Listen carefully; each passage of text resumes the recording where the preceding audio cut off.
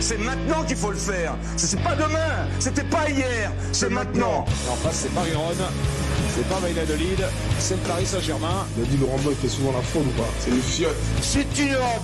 Voilà. Mais c'est sur Sud Radio, grand couillon, évidemment. Et c'est pas du foot, 20h-21h, Philippe David. Et vous l'avez entendu, c'est pas Gijón, c'est pas Valladolid, non. C'est comme tous les... Alors d'habitude c'est le mardi soir, mais pour cause de délocalisation, c'est le mercredi. C'est, on va dire, un peu le Barça-Real ou le PSG-OM. Guy Carlier, bonsoir. Bonsoir à tous. Bonsoir Emmanuel Galasso. Bonsoir à tous. Les crampons sont bien affûtés? Moi j'ai mis les vissés, moi. Ah, les vissés, ah oui, là, ça, je vais m'adapte l'attaquer au à la gorge, là. Oui, moi, je suis en basket, tranquille. Donc, le combat est déséquilibré. Au menu, ce soir, on va commencer bien évidemment par la Ligue Europa. Retour de la Ligue Europa avec le gym qui reçoit la Real Sociedad. Le gym, évidemment, Nice, qui reçoit la Real Sociedad de Saint-Sébastien. On va avoir avec nous Julien, supporter du gym. Et puis la Ligue Europa qui continuera demain soir avec l'OL, les Lyonnais, qui vont recevoir l'Olympiakos, le Pirée, club grec bien connu, qui a déjà gagné une Coupe d'Europe d'ailleurs, contrairement à Lyon ou à Nice ou à tous les clubs français sauf Lyon et le PSG. Et on aura Raphaël, supporter des Lyonnais, des Gones, avec nous. Sauf l'OM et le PSG, attention. Hein. Je dis sauf l'OM et le PSG. Lyon et le PSG. Ah, non, c'est l'OM et le PSG, bien sûr, on a ma langue à fourcher. Mes excuses. En partie 3, oui, en partie 3, un sujet qui nous attriste tous. On l'a appris ce matin, la retraite de Raphaël Varane, champion du monde 2018 avec les Bleus. Et de Kurzawa. Absolument. Ça nous attriste tous. Non. Pardon pour Varane. Je vais chercher les Kleenex. On parlera par contre, puisqu'il met fin à sa carrière suite à une quantité considérable de blessures. Des blessures à répétition. On aura avec nous le docteur Roger Rua, médecin du sport. Et enfin, le duel, gant bleu à gauche pour Guy Carlier, gant rouge à droite pour Emmanuel Galasso. On va parler du début de saison de Kylian Mbappé. Est-ce que c'est un succès? Est-ce que c'est un échec avec le Real, avec l'équipe de France? Beaucoup de choses à dire et ça démarre tout de suite. Sud Radio, les vraies voix du foot.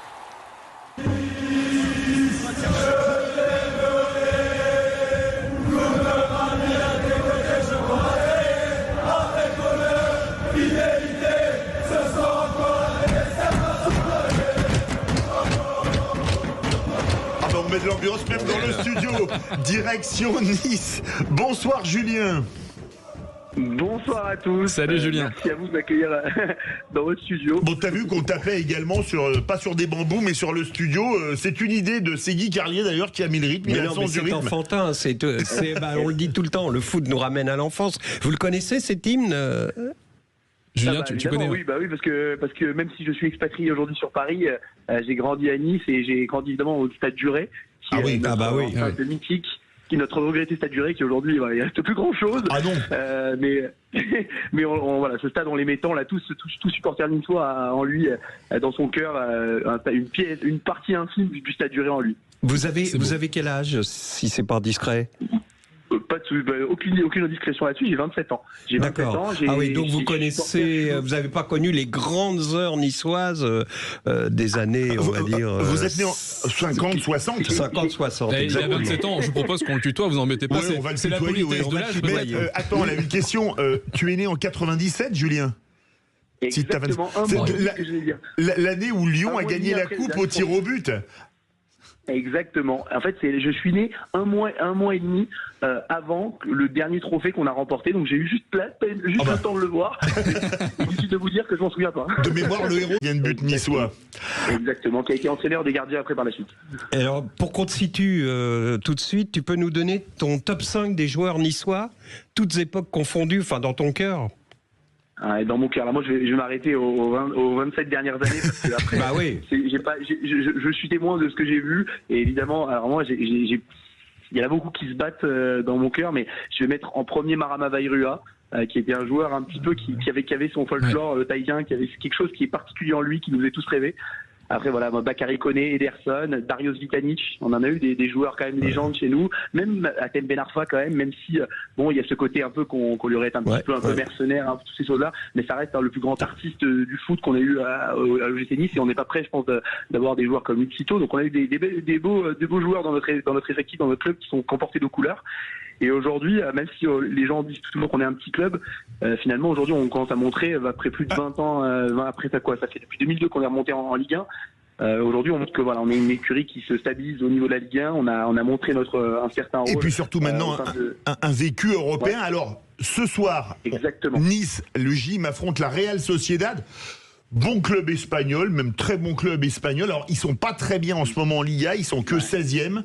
Nice est pas hyper bien non plus en Ligue 1. Nice est 7e. 7e, oui, mais 7e de Ligue 1, 16e de Liga, c'est peut-être pas si éloigné que ça quand on regarde les deux championnats. Qu'est-ce que tu en penses, Emmanuel, de ce match ? Je pense qu'en effet, pour moi, il y a deux grosses équipes. Il y a la Real Sociedad et la Lazio qui, a priori, sont au-dessus de Nice sur le papier, mais qui, sur le début de saison, ne sont pas flamboyants. Donc, ce sont les deux premiers matchs. Je vais donner tous les adversaires. Nice va recevoir les Glasgow Rangers, évidemment la Real Sociedad. Le Bodo Glimt, un club norvégien. Twente Enschede, un club néerlandais. Et ensuite, ils vont se déplacer, là c'est compliqué, à la Lazio-Drome. Et ensuite, 3 déplacements plus tranquilles à Ferencváros, ça c'est en Hongrie. L'une ancien gilloise que les Toulousains connaissent bien, c'est à Bruxelles. Et Elfsborg-Boras, un club suédois. Donc là, je pense clairement que Nice affronte ses deux plus gros adversaires sur la première et la deuxième journée, la Real Sociedad ce soir et la Lazio pour le second match, mais des équipes qui sont pas en grande forme. Donc ma question, Julien, c'est début de saison, je pense que tu seras d'accord avec moi, plutôt contrasté, 2 victoires, 1 nul, 2 défaites. Un effectif que je trouvais plutôt mercato plutôt ambitieux, Ndombele, Sanson, Klose qui arrive, Kefren Turam, Todibo qui part, donc globalement plutôt bien compensé, les départs ont plutôt été compensés par les arrivées. Déjà en 2 mots, comment tu vis ce début de saison niçois et qu'est-ce que tu attends de cette campagne européenne pour le gym ? Et bien voilà, pour rebondir sur le début de saison, je pense que je dis un peu le même. Je rejoins ton analyse, Emmanuel, dans le sens où on a fait un premier match à Auxerre qui était très alarmant, où on pensait qu'on allait remporter ce match un peu haut la main. Le Auxerre faisait faire un peu de l'ascenseur. Nous aujourd'hui, on a quand même l'ambition de montrer qu'en Ligue 1, on se statue dans un top 5, c'est confirmé. Ça a été un petit peu en dents de scie. Et là, depuis le dernier match à Saint-Etienne, et même la prestation qu'on avait fait à Marseille juste avant, on a senti du mieux dans le jeu, que la patte Franck Hayes commence à s'installer au sein de l'effectif. On sait toute la qualité aussi de ce coach qui a, à Lens, il a tout prouvé à Lens. Et aujourd'hui, on sent que petit à petit, les joueurs, avec le mercato qui arrive les joueurs qui sont arrivés en fin de mercato, on sent que petit à petit, ça prend, qu'on a de beaux jours devant nous. Après, je sais, c'est encore trop tôt pour juger. On a quelques matchs. Je pense que les derniers matchs sont rassurants. Après, faut attendre. Et évidemment, un match européen comme ce soir, c'est là où va falloir montrer que la Sociedad, qui justement, comme vous l'avez dit, fait un début de saison en Liga très poussif. Je pense qu'ils vont jouer à cœur cette Coupe d'Europe. Et c'est pour ça qu'il va falloir que devant nos supporters, l'équipe, devant tout le monde, l'équipe réponde présent et montre que ces matchs-là, faut répondre à l'appel. Il faut tout donner, quoi. Guy Carlier. Oui, c'est toujours le décalage entre les résultats nets et puis le jeu proposé. Et tu te souviens, l'an dernier, Nice ont été très critiqués pour son jeu et pourtant ils ont été longtemps en tête. Ils gagnaient 1-0, ça devenait une caricature, on se moquait d'eux, etc. Moi, j'ai vu les matchs de Nice, même si au niveau des résultats, c'est pas flamboyant. Dans le jeu, on ne s'ennuie pas cette année. Est-ce que les supporters niçois ressentent ça? Est-ce qu'il y a un enthousiasme autour du jeu mis en place par Hayes? Totalement. Depuis 2-3 matchs, on sent que on a le droit à une animation offensive. Je pense que l'année dernière, si je me souviens bien, on a attendu pour mettre plus de 2 buts dans un match, on a dû attendre la fin de saison. C'est pas faux. C'est vrai que ça a été compliqué. Offensivement, on était invaincu pendant 15 matchs, mais on s'ennuie comme pas possible devant un match de l'OGC Nice. Ça défendait très bien. Il y avait Todibo qui était un défenseur hors pair qui tenait la baraque. Aujourd'hui d'ailleurs, là, ce début de saison, on sent que la défense c'est un peu plus poussif, mais par contre offensivement, on voit du jeu, on voit du mouvement. C'est d'ailleurs ce que disait le coach en après-match, et ce qui aujourd'hui fait plaisir aux supporters, et j'espère va donner l'envie de repeupler le stade, parce que c'est ça aussi qui fait défaut. On manque d'affluence et de supporters, et je pense que l'équipe aussi a besoin de ça.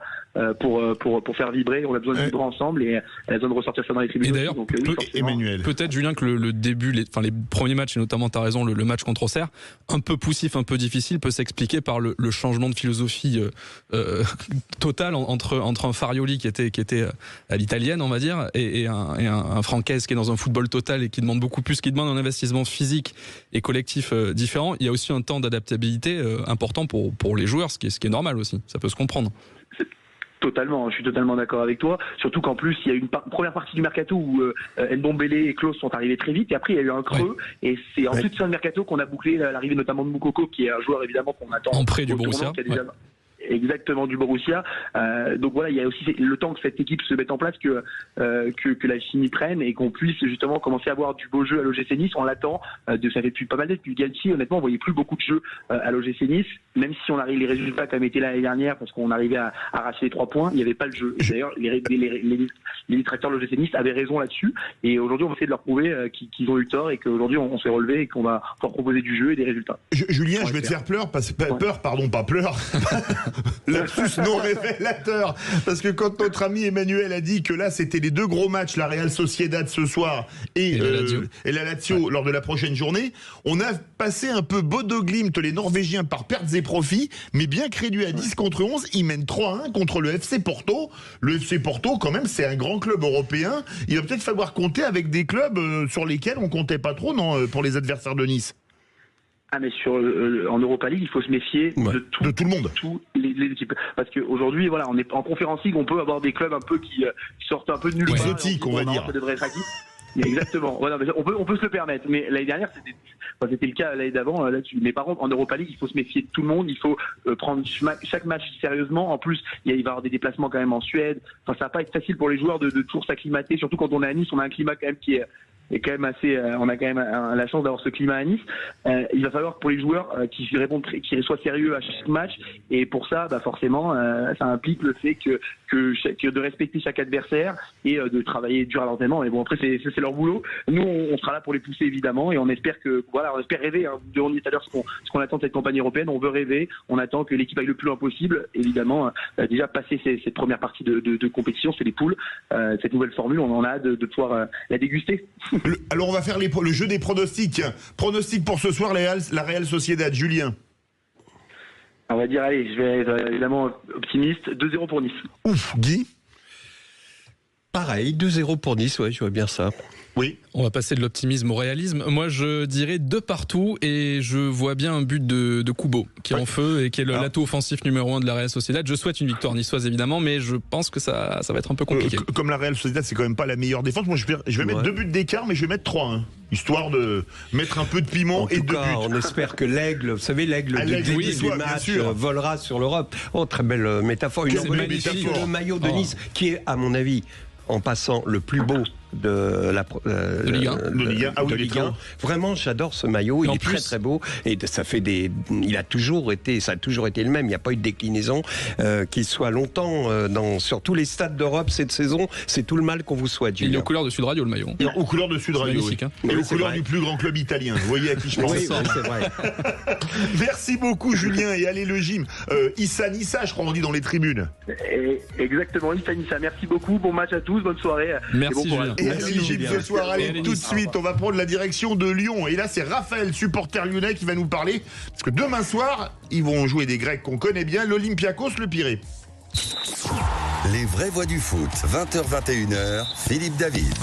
On était à Nice, on prend l'autoroute A9, on bifurque du côté d'Aix-en-Provence, on prend l'autoroute A7, direction Lyon. Tu t'arrêtes pas pour faire pipi sur une aire si on va l'air du soleil. Toutes les 2 heures. Plus grande aire.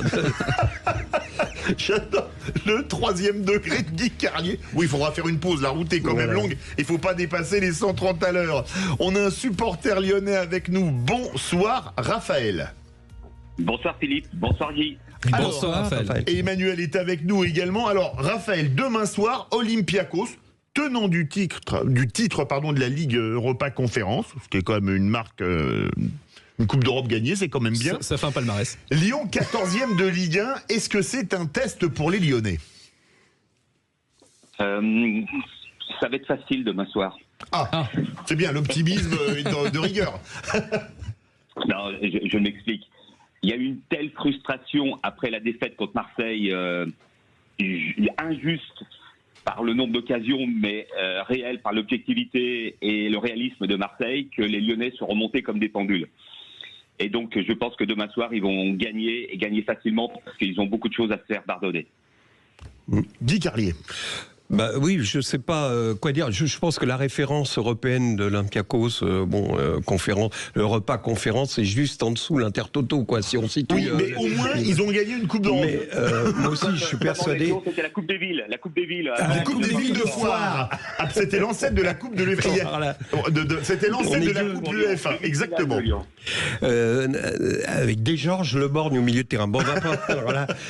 Non, sérieusement, effectivement, ça paraît un match à la portée de Lyon, et c'est vrai que on sent quand même un sentiment d'injustice par rapport à ce qui s'est passé lors de la dernière journée de championnat et ce match contre l'OM, et rien que pour ça, on a envie, qu'on soit ou non supporter de l'OL, qu'ils gagnent et qu'ils effacent cette défaite de la semaine dernière, du week-end dernier. Pardon. Parce qu'une défaite, au bout de 5 minutes, les Olympiens, mais de Marseille, se sont retrouvés à 10.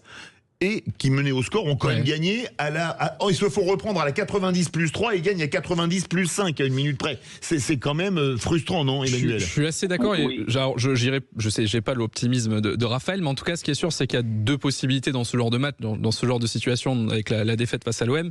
Soit le groupe explose, en tout cas, on demande la tête de l'entraîneur, il y a une réaction très forte. Soit on reste unis autour de Pierre Sage. Il y a eu la sortie de Ryan Cherki qui a quand même fait beaucoup de bruit, mais globalement, ce qu'on sait à peu près des retours du vestiaire lyonnais, il reste uni derrière Pierre Sage, qui a du crédit dû à la fin de saison dernière, et ils n'oublient pas ce qui s'est passé. Maintenant, je pense que Pierre Sage est aussi attendu sur sa philosophie, ses décisions tactiques.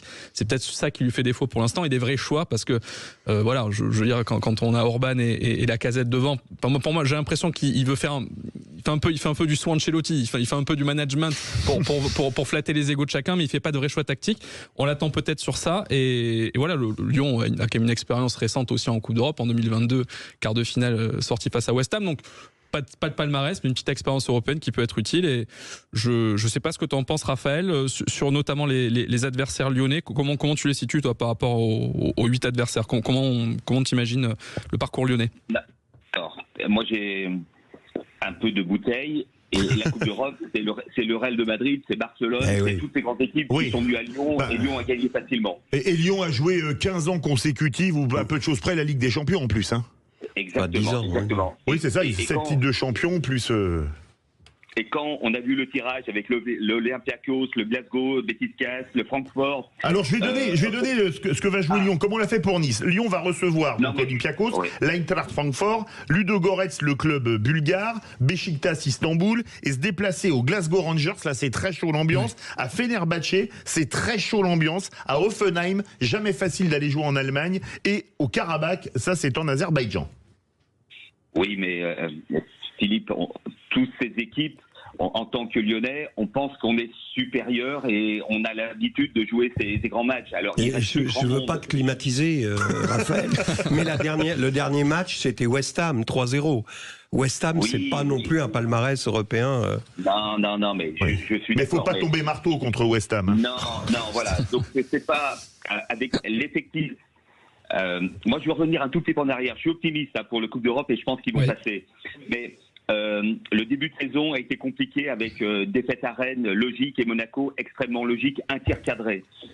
Strasbourg, où ils sont menés 3-1, ils reviennent 4-3 et dans l'esprit des Lyonnais, on est revenu comme l'année passée, c'est-à-dire en gros, on est mené 8-0 à 5 minutes de la fin et on gagne 9-8. Et là, contre Marseille, à Lens, ils ont fait un bon match, ils ont fait 0-0. Et contre Marseille, en revenant à 2-2, ils ont joué comme des fous en disant on est encore capable de gagner, et alors que peut-être le 2-2 a été simplement un bon point. Et donc cette Coupe d'Europe, ils vont, je pense, faire beaucoup tourner, surtout changer le 3-5-2 qui a tenté Pierre Sage à revenir à un 4-3-3 avec deux ailiers, parce qu'on a vu à la fin de match contre Marseille avec Nouama et puis Fofana. Ça allait beaucoup mieux et il y a besoin que d'un avant-centre, et l'erreur qu'a fait Pierre Sage, c'est d'avoir utilisé trop tôt Lacazette parce qu'il est cramé des Jeux Olympiques. Bien sûr. Et je rappelle que les Jeux Olympiques, c'est des espoirs. Il y avait 2 joueurs de plus de 23 ans et Lacazette, c'était celui qui avait 33 ans. Donc il aurait dû faire comme Antoine Dupont à Toulouse, le faire souffler, refaire un petit peu du jus et de le faire rentrer au mois d'octobre. Et là, Lacazette, il est cuit. Je pense qu'il avait dû jamais louper un pénalty de sa vie. Et contre Marseille, à la 44e minute, il loupe ce penalty. Enfin, le gardien l'arrête, mais il n'est pas très bien tiré. Et avant les JO, il y avait une saison très éprouvante pour la Lacazette, émotionnellement, entre la peur de descendre en décembre, où Lyon est dernier. Ça a été émotionnellement très dur pour lui. Guy, on parlera de Lacazette et la question, garde-la en tête, c'est est-ce qu'il est sur une descente définitive lui aussi, c'est-à-dire que est-ce que c'est la fin? Mais pour revenir juste sur ce que disait Emmanuel concernant Cherki et le vestiaire, moi je pense que la sortie de Cherki, c'est parce que il a marqué le but, il pensait qu'il sauvait le match. Et il a été tellement déçu, parce qu'il y a des mois derrière de frustration. Là, il vient de re-signer, il devenait le héros de la soirée. Et tout à coup, donc c'était une réaction comme ça, très épidermique. C'est plutôt bon signe. Ce qui est plutôt bon signe, exactement. Je ne pense pas qu'il y ait un problème de vestiaire, et je pense que ça, je peux encore travailler tranquillement. Et c'est vrai que le match de Strasbourg était un match référence, où on s'est dit, c'est le jeu de l'an dernier. Moi, j'étais persuadé qu'on retrouvait, et par séquence, il y a cette base-là, même si les résultats n'ont pas suivi. Et effectivement, peut-être que ça va être le déclic, ce match contre l'Olympiakos. Raphaël. Voilà. Je rajoute une chose sur Cherki. Il a été extrêmement frustré dès ces Jeux Olympiques où Thierry Henry l'a très très très peu utilisé. C'est vrai. Sur la finale, il pensait rentrer quand la France était menée, et il est rentré à 2 minutes de la fin en prolongation. Et je peux vous dire qu'il est rentré à Lyon avec une frustration des JO et pas de certitude sur le club où il allait jouer en 2024-2025. Mais c'est bien de rajouter ça, Raphaël, et je suis totalement d'accord. J'ai l'impression que pour la première fois, Cherki, le fait que Lyon ne soit pas dans un premier temps à fond pour le prolonger, le fait qu'il soit pas pris pour les JO, j'ai l'impression que pour la première fois de sa jeune vie et de sa jeune carrière de footballeur, il est un peu challengé, il est un peu remis en question. Et là, on le sent beaucoup plus investi, et c'est une réaction d'orgueil qu'il a eu au micro, alors qu'il a eu des mots qui sont peut-être un peu trop forts ou pas, d'ailleurs, chacun jugera. Mais c'est la réaction d'un champion, d'un joueur investi qu'il aurait sans doute pas eu sur les saisons précédentes. Donc, je pense que c'est plutôt apprécié en interne. Et pour revenir sur ce que vous disiez, le discours de Pierre Sage, pour un petit peu désamorcer la déception, en tout cas, pour remonter le moral des troupes, il leur a dit, ce qui nous arrivait ce soir, là, de se faire remonter contre Marseille, on a été du côté marseillais pendant toute la saison dernière, là, ça nous arrive. À un moment donné, il faut bien que la chance tourne, voilà, que la roue tourne. Donc, il leur a expliqué comme ça, il leur a dit, les gars, c'est la vie, on va s'en remettre, on a été du bon côté, on passe du mauvais côté, il y a des choses plus graves. Donc, il a été intelligent aussi dans sa communication. Raphaël, tu as dit que tu avais de la bouteille à Lyon, c'est assez classique à Lyon, comme c'est entre Beaujolais et Côte-Rôtie, c'est assez normal. Qu'est-ce qu'il a manqué à Lyon, qui a joué la Coupe d'Europe pendant 15 années consécutives, pour atteindre une finale? Moi, je me rappelle d'une demi-finale, je crois que c'est en 2006, perdue à Milan au match retour. Une autre demi-finale, là, c'était en Ligue Europa, avec un but de mémoire de Shevchenko, il me semble, ou d'Inzaghi, qui fait très mal en fin de match. Pipo Inzaghi, absolument. Une demi-finale, je crois, contre l'Ajax Amsterdam, où il y avait de quoi passer. C'est pas passé. Un bon arbitre. Oui, d'habitude c'est moi qui critique les arbitres sur Sud Radio, alors il y en a d'autres qui prennent la place. Et qu'est-ce qu'il a manqué à Lyon, et qu'est-ce qui pourrait faire que Lyon pourrait retrouver le déclic, parce que c'est une ville qui a un public qui adore le foot. Je rappelle que l'année passée, quand on perdait contre Clermont-Ferrand, il y avait 30 000 spectateurs. Oui. Quand on était avec 7 points au bout de 14 matchs, il y avait encore 30 000 spectateurs qui applaudissaient tout le match. En étant bon dernier. Oui. Et puis avec un niveau de jeu catastrophique. En étant footballeur, avec un regard sur le foot, la même chose que le Paris Saint-Germain. Et souvent, c'est d'avoir atteint son objectif, c'est-à-dire demi-finale, on n'est pas capable d'aller en finale. Et quand on fait une finale, on n'est pas capable de la gagner parce que l'objectif, c'était d'aller en finale. Et il a manqué ça, ce petit supplément d'objectif, de motivation pour dire à Milan, moi j'étais, il y avait 1-1 à 5 minutes de la fin, j'avais un copain qui n'est pas un spécialiste du foot, il me dit Eric c'est bon, on va en finale. Je lui dis un match n'est jamais fini. Surtout en Italie. Surtout. Oui. Et donc c'est ça, on est passé très près, mais on tombait contre des équipes qui étaient un tout petit peu supérieures à nous, et on n'a pas le niveau du Real de Madrid ou la motivation du Real de Madrid et l'expérience du Real de Madrid qui, même en finale, quand ils sont menés 2-0, ils sont capables de renverser la vapeur. On termine prono pour demain soir face à Olympiakos. J'aurais déjà répondu facile. Mais facile, c'est pas un score. Hein. J'ai jamais vu facile marqué sur un tableau d'affichage. Hein. Voilà. Non, mais avec 2 buts d'écart, voilà. Alors, quand j'ai écouté l'émission, j'avais préparé mes 6 meilleurs joueurs de tout le temps de très bien, c'est parti. Vas-y. Alors, Bernard Lacombe, parce que c'était l'avant-centre de ma jeunesse. Sonny Anderson, c'est lui qui a réveillé l'OL. Juni, parce que c'est lui qui a fait gagner l'OL. Benzema, parce que quand on est amoureux du foot, on est obligé d'aimer Benzema. Et puis, en référence à mon papa qui est décédé, 2 gardiens de but, Yves Chauveau et Anthony Lopez, parce que j'étais l'entraîneur de son papa, Anthony Lopez. Ah, bravo. Ah ouais. Bravo. Et moi, j'aurais mis, là, pour les anciens, Fleury Dinalo, qui était quand même un joueur... C'était la foudre. Voilà, absolument. Yves Chauveau, voilà. Absolument. Et Raymond Domenech. Oui, là, dans un autre style. Là, c'est le cercle des poètes disparus. Merci beaucoup, Raphaël, et bonne chance aux Lyonnais. Raphaël. On espère qu'ils vont s'imposer également, parce que tous les points sont bons à prendre pour l'indice UEFA. On va parler d'un autre Raphaël dans quelques instants, mais c'est pas un supporter lyonnais, c'est Raphaël Varane qui a mis fin à sa carrière. Et on va parler des blessures des footballeurs. Raphaël Varane arrête suite à une multitude de blessures. On sera en compagnie du docteur Roger Rua, médecin du sport. Les vraies voix du foot, 20h-21h, Philippe David. Retour des vraies voix du foot avec Guy Carlier et Emmanuel Galasso. Alors oui, on est triste, il repose les crampons. Raphaël Varane, champion du monde 2018 avec les Bleus et 4 fois vainqueur de la Ligue des Champions, a décidé de mettre fin à sa carrière en raison de blessures à répétition. Les vraies voix, est-ce que ça vous dirait qu'on se fasse un petit souvenir, un petit plaisir vintage? Avec grand plaisir. Tiens, allez, on écoute ça. Ce serait un moment idéal à 5 minutes de la pause. T'allais inquiéter vraiment Fernando Muslera. Ouais, ce serait un moment idéal d'aller inquiéter Fernando Muslera, et même mieux d'aller inscrire le but et d'ouvrir le score pour Raphaël Varane, son premier but depuis tant de temps, depuis 3 ans pratiquement, il est là. Vous vous en souvenez, ce quart de finale France-Uruguay en 2018 avec le coup franc inoubliable de Griezmann rentrant, la tête, il met quand même un sacré coup de boule comme on dit, hein. Et Muslera qui est fusillé, ça fait 1-0, ça débloque le match et après une grosse faute de main de Muslera sur une frappe de Griezmann et on en c'est la place en peu demi. de ce but de Varane, mais il a été essentiel dans cette Coupe du Monde. Essentiel. Tiens, on a avec nous le docteur Roger Rua, médecin du sport. Bonsoir docteur. Bonsoir. Et Bonsoir, vous êtes docteur. passionné de football également, à ce que je sache. Oh, football, et puis je m'occupe de basket. J'ai été médecin de l'équipe de France de basket pendant de nombreuses années. Excusez-moi, docteur, je vous interromps là, mais depuis quelque temps, je tousse la nuit, vers 2h du matin. On en parle après, excusez-moi. Oui, il y a des virus, C'est la version Doctolib des vraies voix du foot. On en profite. Hein. Avant de parler des blessures, je dois vous poser une question à tous les trois. À quelle place restera Raphaël Varane dans l'histoire des défenseurs centraux français? Et il y en a quand même eu quelques-uns de très bons depuis 58. Tiens, Guy? Dans, je dirais, le top 20. Ah, dans le top 20, moi je mettrais plutôt dans le top 5 à peu près. Centraux, hein. Blanc. Oui. De Sailly. Trésor. Baptiston, Trésor, Adam, Boli. Ouais, mais moi je mets Vardy devant Adams. Et moi je mettrais, alors là c'est vieux, Jonquet. Mon père m'en disait le plus grand bien que c'était un défenseur sensationnel. Alors moi, juste pour rester dans le foot en couleur, l'agression agiste. Voilà, on repasse un noir et blanc.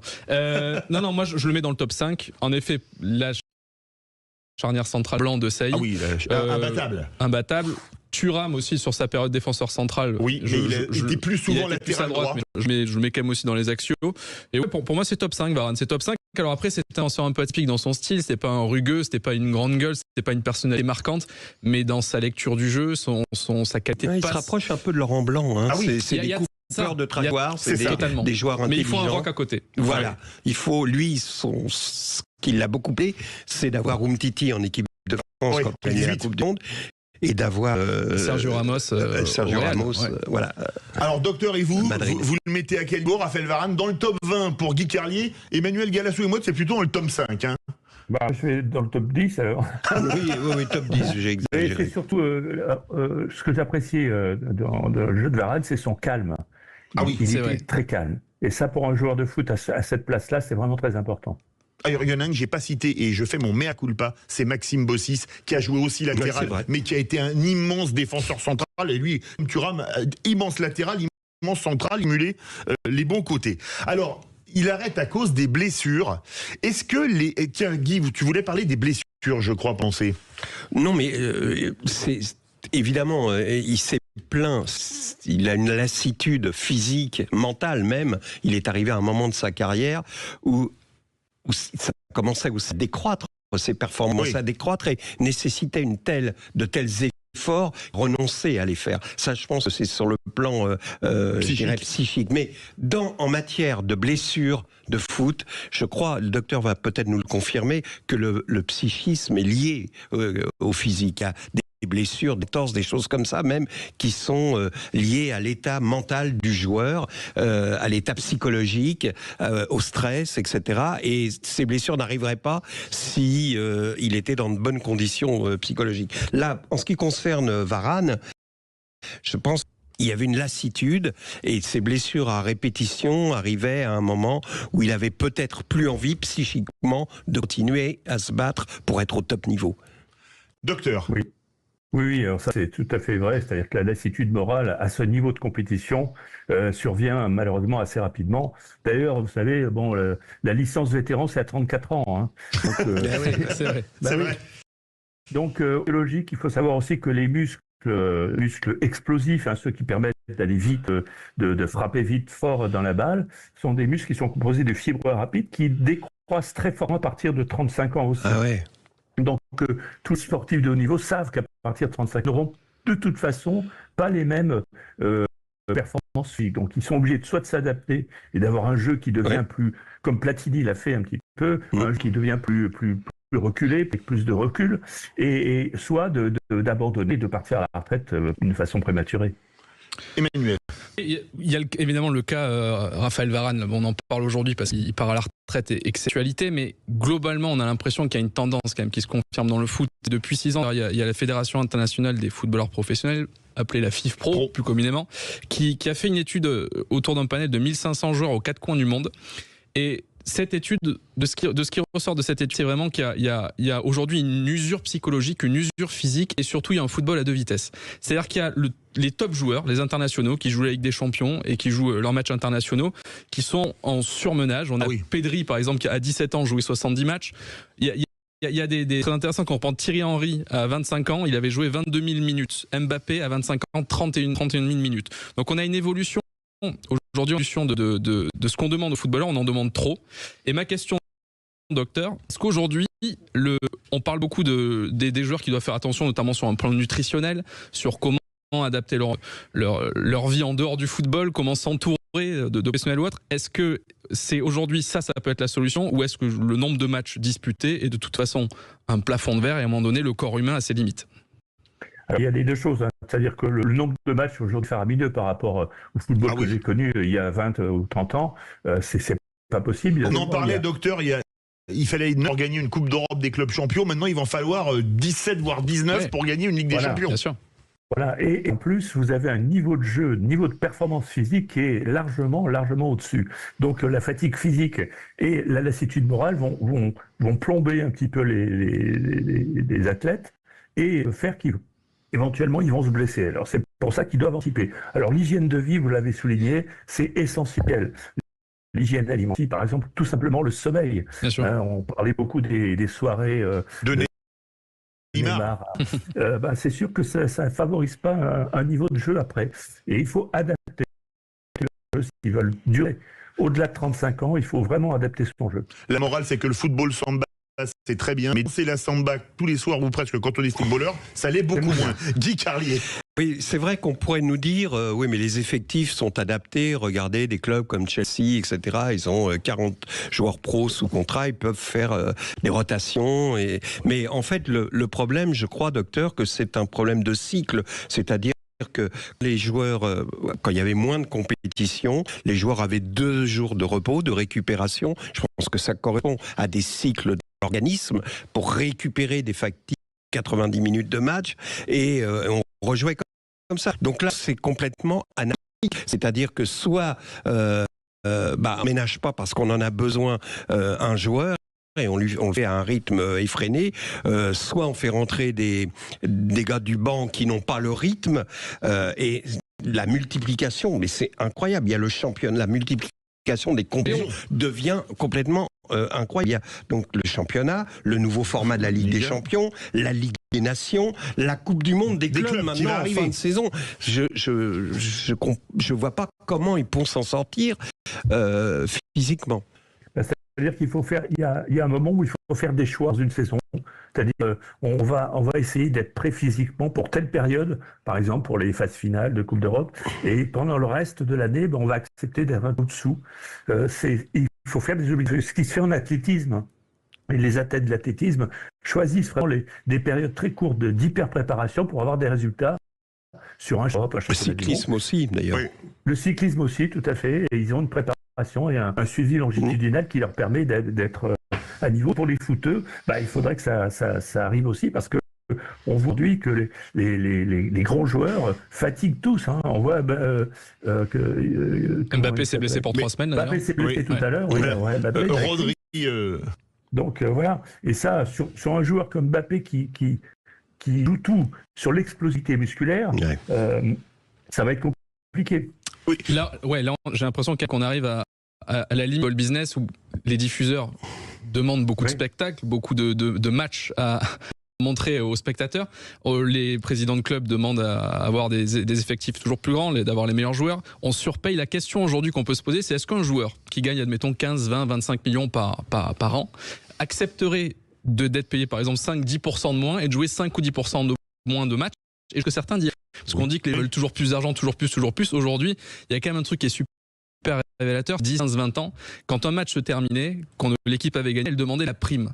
Vous vous rappelez ça, la prime x2, x3 pour les salaires, c'était le grand classique, on demandait ça. Maintenant, les joueurs ont des jours de repos. C'est quand même intéressant, c'est-à-dire que le sens d'été a changé. On a l'impression que les joueurs peuvent se passer d'avoir un petit peu moins d'argent, mais un peu plus de temps libre, que ce soit pour se reposer, pour avoir une vie de famille ou autre.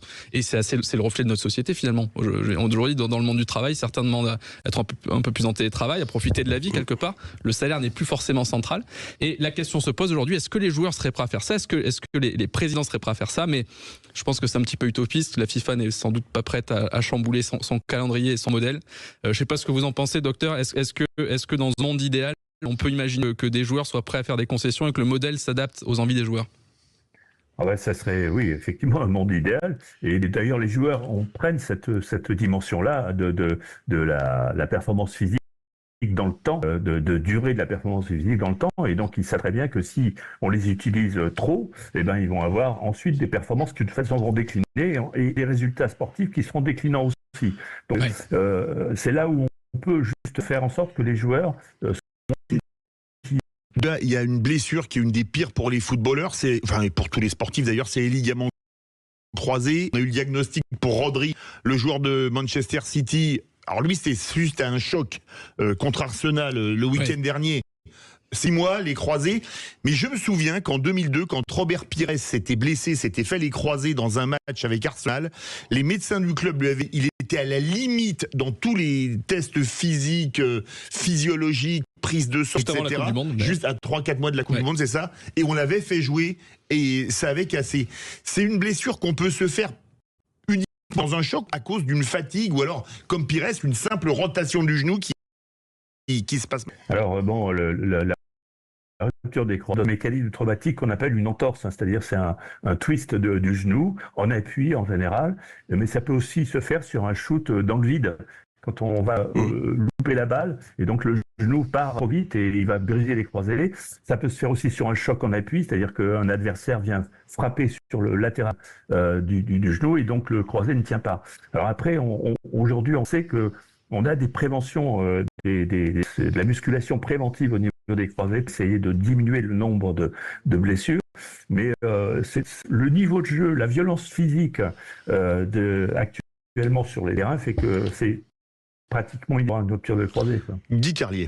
Je voudrais revenir sur ce que vous avez dit tout à l'heure, c'est-à-dire le fait que les clubs allaient devoir, et c'est évident, choisir des périodes de compétition et des périodes où vous allez être au top physiquement.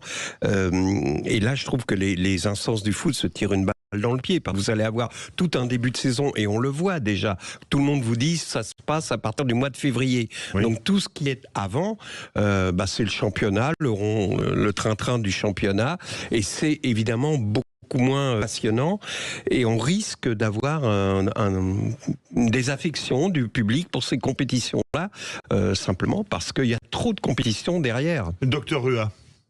Oui, c'est ce qu'on disait tout à l'heure, le côté spectacle. Hein. Et il faut assurer le spectacle en permanence. Et donc, à partir de là, même dans les du championnat du dimanche, le soir, il faut assurer le niveau physique. Les joueurs ne peuvent pas avoir un niveau de performance permanent au plus haut niveau. Donc, c'est inéluctablement la fatigue qui va les blesser. Donc, il faut un mix entre les deux, mais ça, c'est pas facile. Hein. Je voudrais juste revenir sur Rodri et sur cette histoire de croisée. Évidemment, c'est un choc. Évidemment, je ne peux pas revenir à sorcellerie psychique et tout ça. N'empêche que certains et qui ne sont pas des charlatans, que ça joue à un sentiment d'un genou, d'un pied, etc. Que si le type est stressé, ce qui était le cas de Rodri, qui avait fait des déclarations trois jours avant la blessure. 3 jours avant la blessure, en disant il y a trop de compétitions, etc. Il était dans des conditions psychologiques qui fait que peut-être il y a eu cette blessure qui est arrivée parce qu'il y avait une résignation physique. Vous comprenez ce que je veux dire? En tout cas, un manque de lié. Alors tout à fait. C'est pour ça qu'aujourd'hui on a beaucoup de préparateurs mentaux qui agissent dans les équipes, dans le foot, mais aussi dans le rugby, ça c'est vu, le basket, qui permettent d'élever le niveau de proprioceptivité. La proprioceptivité sont les réflexes musculaires inconscients qui permettent justement de bloquer sans que le cerveau soit obligé d'y penser. Donc ça va beaucoup plus vite et donc ça peut empêcher les blessures. Que c'est le mécanisme, quand le cerveau est obligé de demander à un de se contracter, alors ça joue en quelques millisecondes, mais il y a un temps de retard, alors que quand on stimule la proprioceptivité des réflexes des joueurs à l'entraînement et par la préparation, on gagne quelques millisecondes et donc on peut éviter une blessure comme ça. Emmanuel Galasso. Question très courte. Aujourd'hui, on voit des clubs qui font jouer les joueurs de plus en plus jeunes parce qu'ils ont la cote la plus élevée. 15, 16, la plupart du temps c'est entre 16 et 17 ans. Ma question c'est à quel âge le corps est mature pour encaisser une saison, on va dire de 50, 55, 60 matchs? À partir de quel âge on peut estimer que le corps est prêt? Une vaste question. Bon, aujourd'hui on peut estimer quand même qu'au-dessous de 18 ans, ça c'est problématique quand même, parce que la maturité musculaire, ligamentaire, articulaire, à 18 ans, je sais de l'adulte, mais à 16 ans, par exemple, elle est encore éloignée. Et à 14 ans, je ne vous dis pas. Moi, j'ai vu en consultation un jeune joueur qu'on m'a amené pour faire des tests et qui a 10 ans et qui est en formation. Et donc, sur lequel tout le monde compte comme une performance extraordinaire. Bon. Mais j'étais obligé de dire aux parents quand même, attention, il a que 10 ans, il va un petit peu vivre. Il faut le laisser grandir. Merci beaucoup, docteur Roger Rua, médecin du sport, un plaisir de vous avoir. On vous retrouve d'ailleurs régulièrement dans le Grand Matin Week-end de Jean-Marie Bordry. Voilà. Qu'on salue, Jean-Marie Bordry. Alors je vous donne les résultats de Ligue Europa. Ça vient de tomber. La Z67 Alkmaar a battu l'Elfsborg Boras 3-2 et sur le même score, et là c'est à mon avis une surprise, le Bodo Glimt, qui a joué une bonne partie du match à 10, a battu le FC Porto 3-2. Grosse surprise. Grosse surprise parce que le FC Porto, quand même, c'est 2 Ligues des Champions au compteur. Grosse campagne de Ligue des Champions l'an dernier. Oui. Notamment, donc c'est récemment. Donc Bodo Glimt, il va falloir se méfier. Et surtout de leur numéro 8, Tovarovic, qui est très très bon. C'est un joueur qui a à peine 18 ans, une pépite. Suivez-le de très près, s'il existe un jour. Très bien joué. Bien sûr. Je disais, je ne connaissais pas. Et là, j'ai compris le clin d'œil. On va parler de lui parce que là, un joueur du Bodo Glimt, on les connaît peu quand même. Allez, tout de suite. On va parler du début de saison de Kylian Mbappé. Alors, puis, il y a 2 débuts de saison. Real Madrid et équipe de France. Ouais. Succès ou échec, ça va être le duel entre nos amis Guy Carlier et Emmanuel Galasso. Les vraies voix du foot, 20h-21h, Philippe David. Retour des vraies voix du foot pour cette dernière ligne droite, on va dire ce dernier quart d'heure, c'est le cas de le dire, c'est souvent un moment important dans les matchs de football. On va parler de Kylian Mbappé qui s'est fait remarquer avec un but somptueux. Tiens Guy, tu peux nous décrire ce but parce qu'il est quand même très beau. C'est un 1-2 avec Bellingham, donc le 1 de 1-2 est lancé par Mbappé d'une espèce de Madjer, on va dire. Oui, mais à 20 bords mètres du but. Et alors, oui, à l'entrée de la surface, on va dire. Et comme un peu tout ce qu'il fait à Madrid. C'est surjoué pour montrer au public son intention de bien faire et d'être capable de réaliser des gestes techniques. Donc il accentue le geste. Et évidemment, il est beau ce geste, il le réussit. Et Bellingham, qui est quand même pas le dernier des mauvais, lui remet dans la course. Et là, d'une fente de corps,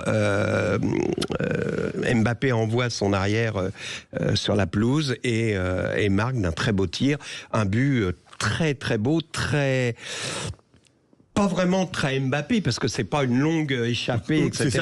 Mais un très beau but, et qui, en tout cas, est un but collectif qui prouve son intégration, en quelque sorte. Ça a dû lui faire plaisir, parce que c'est la preuve d'une intégration au Real et d'une complicité avec Bellingham, ce qu'il cherche à démontrer à tout prix.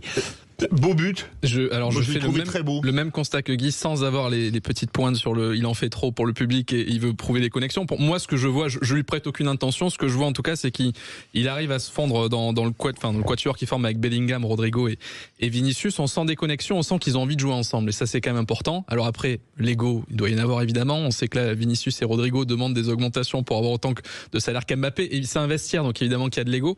Mais sur cette action, moi, ce que j'ai vu, c'est le Mbappé qu'on aime, celui qu'on a eu en 2018, fin de Monaco, début de PSG. Voilà, j'ai l'impression que physiquement il est en train de revenir et je trouve que c'est porteur d'espoir. Alors comment tu juges, Guy, ce début de saison de Mbappé? Alors, on va parler au Real, on parlera aussi de l'équipe de France, évidemment. D'abord, je ne juge pas, je donne une opinion ici. Oui, bien sûr. On sait bien qu'on n'est mais jamais de jugement, mais l'opinion, c'est que, je l'ai dit l'autre jour, ça a choqué un petit peu, et c'était pas du tout négatif, parce que j'adore ce type, ne serait-ce que pour ce qu'il a apporté au foot français depuis 2017, on va dire. Enfin, c'est incroyable. Et donc, mais j'ai dit la dernière fois qu'il me semblait qu'il avait passé le sommet de la montagne et qu'il était dans une longue descente qui risque peut-être de durer longtemps, mais en tout cas qu'il reviendrait pas à un niveau antérieur, celui qu'on a connu du Mbappé. C'est ce que tu avais dit lors de la première des vrais mots du foot. C'est ce que j'avais dit. Et je maintiens ça. Et qu'est-ce qui s'est passé rapidement? Souvenez-vous, il est à Monaco. Il rêve du Real depuis tout petit. Et puis, il y a Paris qui arrive. Et Paris, c'est pour l'enfant de Bondy. Voilà. Et il va à Paris, j'irai au Real après. Et là, on lui dit à la fin de ses 5 années, mais non, on va faire une équipe autour de toi. Et vas-y, reste. Et il plante le Real. Il l'a fait à contre-cœur. Et la presse espagnole, on a beaucoup voulu, n'a pas été tendre. Des questions de thunes et tout ça. Il l'a fait à contre-cœur. Et on lui balance des Herrera, des machins au milieu du terrain. Enfin, une équipe à la con. Et donc, il se retrouve. Et là, il est très malheureux. Il est très malheureux. Et le public dit, il a pris la grosse tête, etc. Donc, il maintient. Il dit, je vous ai fait rêver. Moi, mon rêve, c'était le Real. Donc, il maintient son rêve et il va au Real. Mais là, une pression est tellement énorme sur Mbappé que le gentil garçon naïf et tout ça est devenu maintenant quelqu'un de mature, quelqu'un de méfiant et quelqu'un qui soigne sa communication. Il arrive au Real avec des supporters du Real un peu déçus par ce qui s'était passé il y a 2 ans. Je la fais courte, je te vois. Bien sûr, mais non, mais j'écoute religieusement. Et là, il faut qu'il arrive à les convaincre. Et c'est pas du tout des pics que je lance. Tout ce qu'il fait depuis sa présentation, etc., il en fait trop. Mais c'est juste pour leur dire, c'est mon rêve d'enfant, les gars. Je ne mens pas. C'est pas une histoire de fric. C'est pas. Vous voyez, on n'en est plus là au niveau de Mbappé. Et donc, il se retrouve dans cette équipe. Et là, dans cette équipe, lui, je vous l'ai dit, il commence à redescendre la montagne et il croise sur sa route un mec qui monte la montagne. Ce mec, c'est Vinicius. Et derrière Vinicius, il y a un autre mec qui s'appelle Hendrik et qui est aussi bon au foot que Jimmy l'était. Visiblement, c'est un génie. C'est un génie en devenir une pépite. J'étais 70 millions, je crois, à Palmeiras. Enfin, et Vinicius joue au poste de Mbappé. Il joue dans la zone, dans le petit précaré de Mbappé, comme jouait Mbappé. Et donc, il se retrouve à avoir un nouveau rôle, dos au but, enfin, etc. Donc, c'est hyper difficile. C'est hyper difficile. Et jusqu'à présent, évidemment, il n'a pas réussi. Et à mon avis, il ne réussira pas à devenir à réaliser son rêve d'enfant, c'est-à-dire à être idolâtré comme un grand joueur, comme le Di Stefano, comme les grandes icônes du Real Madrid. Même les grandes icônes espagnoles comme Butragueño à une époque, etc., qui ont été Raoul, qui ont été adorés, ou même Zidane, bien sûr. Alors je vais répondre à Guy, je vais essayer de faire point par point. Moi, j'ai jamais cru à Mbappé et la fraîcheur. Pour moi, c'est un communicant depuis ses 17 ans. Donc en fait, moi, je vois que de la communication autour de lui. Donc j'ai pas été déçu de ce qu'il est devenu parce que je l'ai toujours senti comme ça. Dès Monaco, en fait, je sentais qu'il y avait un truc, pas qui sonnait faux, mais qui était génial médiatiquement. On peut lui reconnaître ce génie-là, mais qui avait aucune spontanéité derrière ça. Totalement d'accord sur les 2 ans en trop au PSG. J'ai l'impression qu'en plus, Neymar a une très mauvaise influence sur lui et qu'il s'est dit, j'ai envie de devenir comme Neymar, je vais changer mon jeu, et qu'il s'est totalement perdu parce que Neymar était bien meilleur qu'Mbappé dans le côté provoque, dribble et tout. Mbappé ne sera jamais Neymar et qui s'est un peu perdu dans son foot, et ça s'est ressenti aussi en équipe de France. Pour ce qui est de son arrivée au Real, si on s'en tient au stade, parce que qu'on le veuille ou non, le football moderne c'est aussi des statistiques. Il a 7 buts en 9 matchs, il est buteur lors des 5 derniers matchs, et surtout ce qu'il faut prendre en compte sur ce début de saison, au-delà des stats, c'est que Mbappé il a pas eu de préparation. En fait, physiquement il arrivait cramé, psychologiquement il arrivait cramé, il enchaînait. Il a fait un Euro où il était cramé. Il a fait un Euro où il était cramé. Il a fait une saison très compliquée au PSG, et on sait qu'il y a eu de l'extra sportif qui est rentré là-dedans.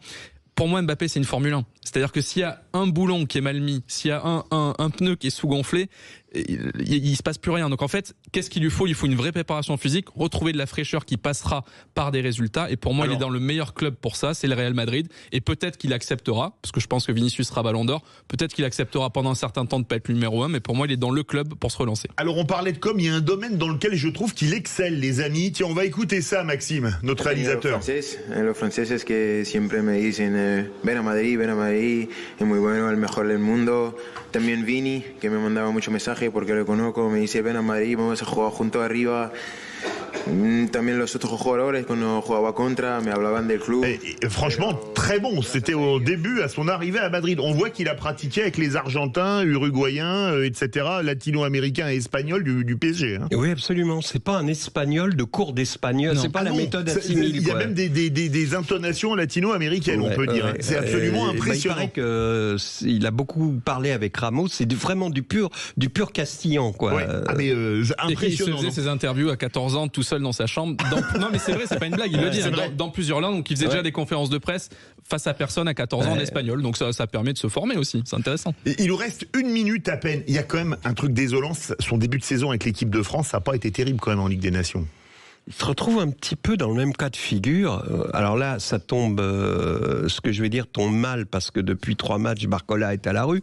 Mais sinon, je vous aurais dit, il y a Barcola qui monte, le gars qui s'accroche à sa métaphore de la montagne depuis le début. Je vais vous faire chier, j'ai pas fini de la sortir.